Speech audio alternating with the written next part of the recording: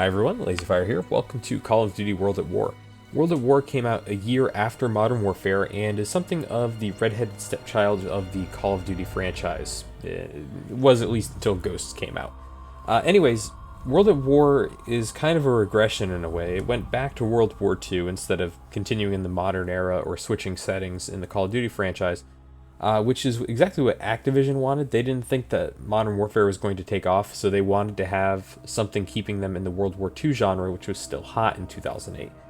Unfortunately for Activision and Treyarch, World War II was played out by this point because of Modern Warfare, and so, well, this game kind of came out and got a little bit of a backlash because it went to World War II again. Now, that's not to say it's a bad game. I actually replayed it to get ready for this LP, and I gotta say, it's actually a lot better than Infinity Ward's Modern Warfare game in the single player. And this is because it's a lot more intense, it's a lot more difficult, and there's a little bit more variety in a lot of things, and I'll talk about that when we get into the game. But I'm gonna give you forewarning, if you think that you're gonna go in, load this game up and play multiplayer, it's not gonna happen. This game got completely fucking borked in terms of multiplayer support. Basically, if you don't have the right maps, if you don't have the right system settings, if you don't have this, that, or the other thing, you can't even do multiplayer. Co-op. There's cooperative in this. You can't do it unless your friend has like the same operating system as you. It's insane. So, anyways, let's just go in here. We're going to do a new game. Yep, don't worry about that. And we're going to do regular. Now, you saw me play Modern Warfare, you may have had the unfortunate situation where you had to watch that. And in that, I died maybe, 5-6 times through the entire campaign playing on regular. I will die 5 or 6 times in the same fight on regular in this game. And that's not a criticism of the game, that's actually a really interesting point. It's a bit more difficult, and we'll talk about that in a second. But let's get right into it.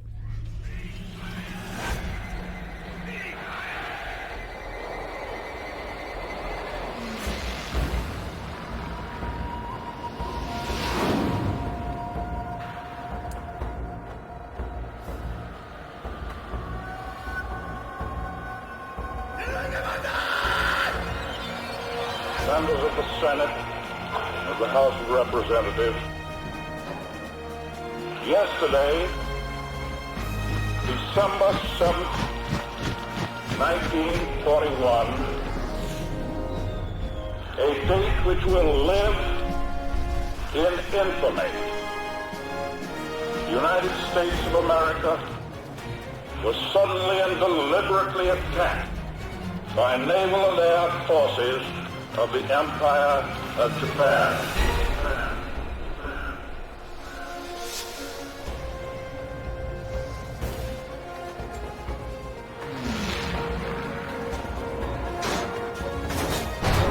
There comes a time in the affairs of men when they must prepare to defend not their homes alone, but the tenets of faith and humanity.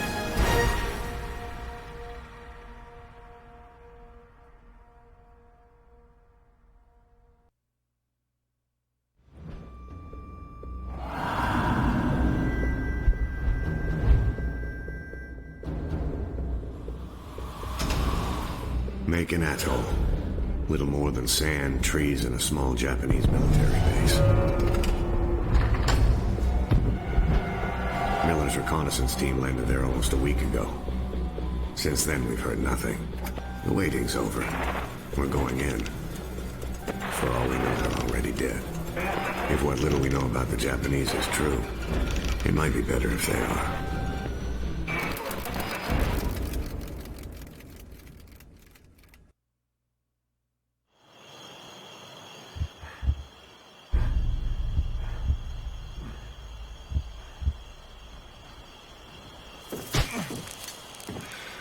You think because you say nothing. You are strong? 貴様は強くない。強情なやつめ。Don't tell him a fucking thing. 米兵どもはみんなこうなのか。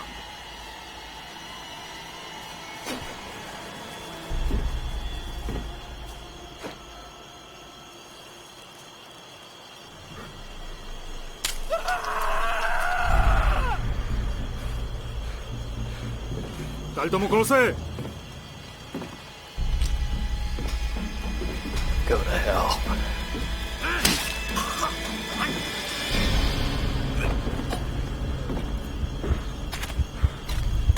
貴様は強くない。 Miller, you're okay. Thank God.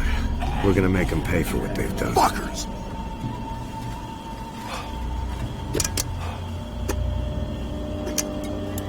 Grab a rifle. We're gonna tear this place apart. Roebuck, signal the strike team.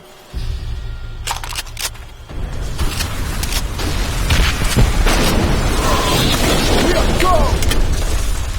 Boom, boom! And just like that, we're into it.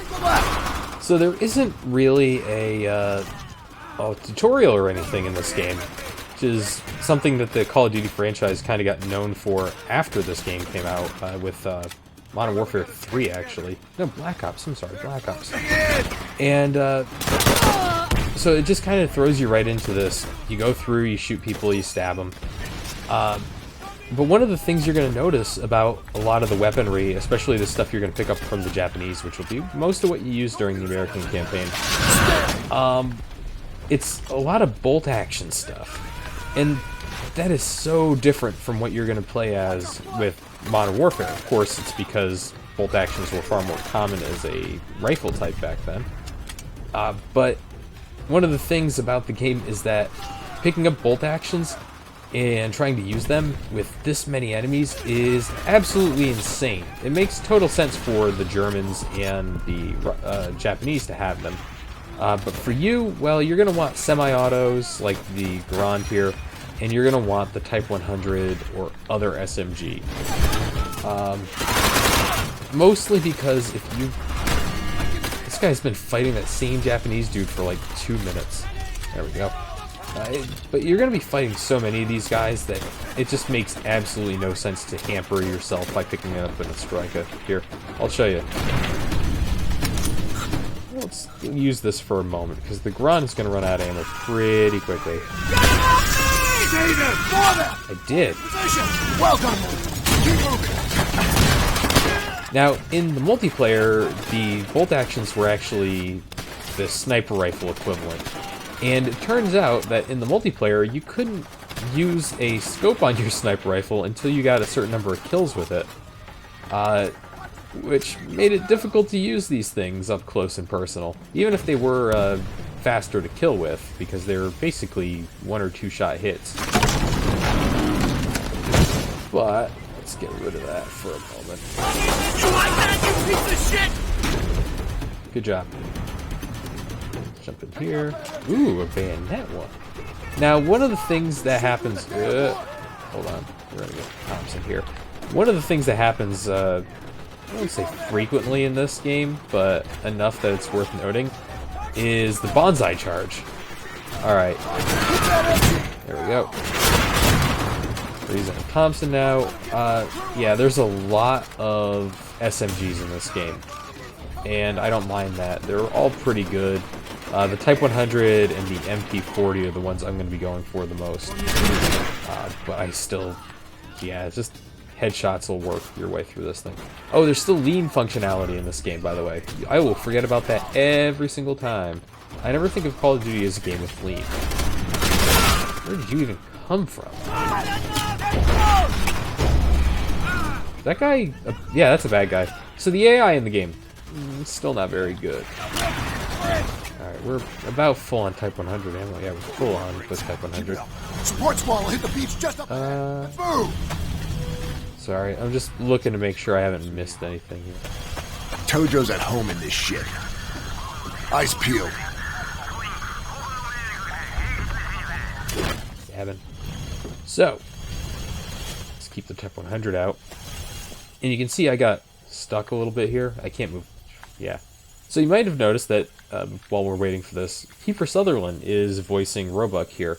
He's one of the 2 big-name voice actors in this game. The other is Gary Oldman, who we'll be seeing in a couple of videos. Kiefer, of course, does his normal voice. What the hell is this? Check it out. Looks like a temple or some shit. Hold your ground! Hold your ground! And so this is one of the things that's going to happen frequently through the game is booby traps and stuff like that. It's actually kind of neat. Like, this is going to get back to the point I was trying to... Get the bayonet, go. Bayonet means faster stabby actions. So, one of the things about this game is that it is far more intense than Modern Warfare. And you think that's kind of a weird thing to say, because you think of Modern Warfare, it's, you know, rocket launchers and grenades and, you know, automatic weapons from everybody and all this other stuff. This game throws so many enemies at you at a time, and it throws so many different scenarios at you. And even if a lot of the enemies are using bolt actions, like just the bonsai charges and all the shit around that, and the number of MGs and the traps and the spider holes and all this other shit that comes in the game, it's so intense and it's so... I don't know. It's rewarding to get through segments that in Modern Warfare would have been walks in the park, I guess is the way I'd put it. It's interesting in that regard. I can't say I got frustrated with this game replaying it, but I didn't just like feel like it was derivative the way I did when I played it the first time. And I think a lot of that really had to do with the multiplayer, because that's what I played mostly, was multiplayer in Call of Duty. Listen up. I want to get through the rest of this quick and clean. You hear me? Quick and clean. But stay sharp. Anyways, yeah, you just get this. Yeah, like in this scene. What the hell? Who took these guys out? Radio command. Find out if another unit came in ahead of us. Ambush! Boom! Boom! Like I said, like scenes like this is just like, it's completely different than what you'd get in Modern Warfare. And I feel like they did a good job of giving you different scenarios to go through. Just gonna keep throwing grenades back, fuck it, right?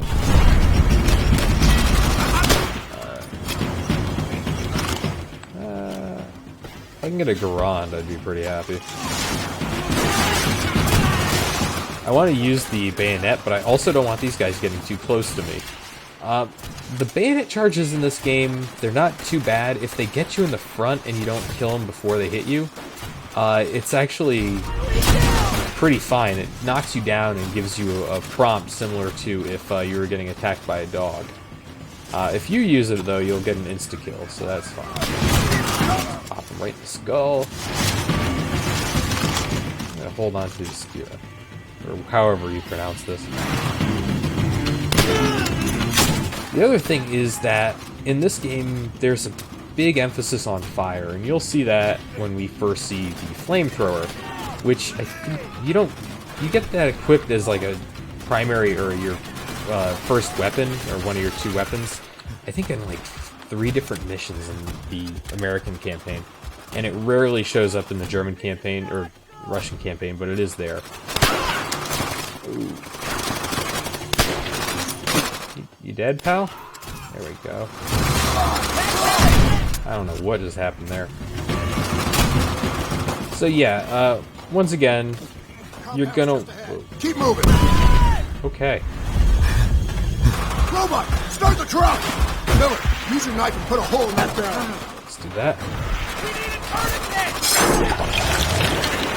Yeah, textures and animation are still not very good. Go, go, go! Let's destroy it's landing over there on the right! That's our extraction point!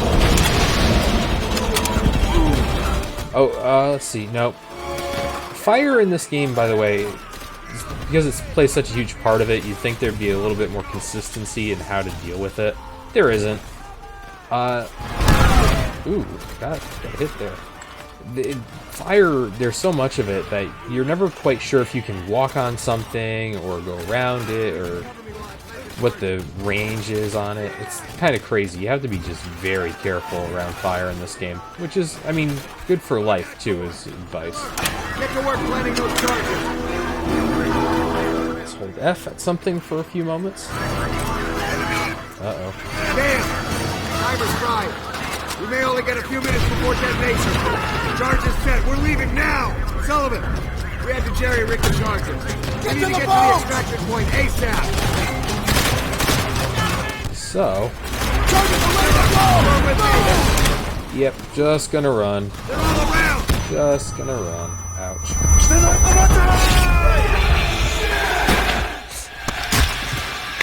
I always forget that that's a scripted moment. Alright. Good guy. Bad guy way out there. You won't see me using pistols very much in this, similar to how I never used pistols in Modern Warfare, because there's nothing to really suggest that. Where's the fireworks? Tell me those charges weren't guns. They better not be.